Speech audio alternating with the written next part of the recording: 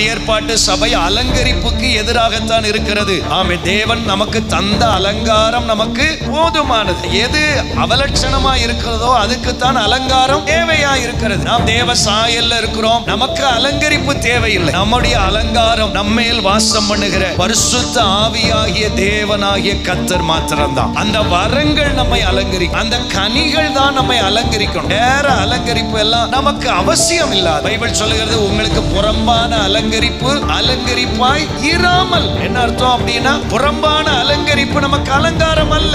ஆண்டவரை அறிந்த பிறகு, ஆண்டவரை பற்றிக்கொள்ள ஆரம்பித்த பிறகு, இப்ப அலங்கரித்து வாழ்வதை பற்றியதான சிந்தை நமக்கு வர வேண்டாம். இன்னைக்கு உலகமே ரொம்ப மோசமா இருக்குது. அதை விட ரொம்ப மோசம் சபையினுடைய நிலைமைகளும் இன்னைக்கு அப்படி இருக்கிறத பார்க்கிறோம். அலங்கரிக்கிறதுலேயே கவனம் செலுத்தி ஸ்தோத்திரம் மனிதர்கள் வாழ்ந்து கொண்டிருக்கிறத பார்க்கிறோம். கர்த்தருடைய பிள்ளைகளே, நம்முடைய அலங்காரத்தை ஆண்டவர் பார்த்தா போதும்.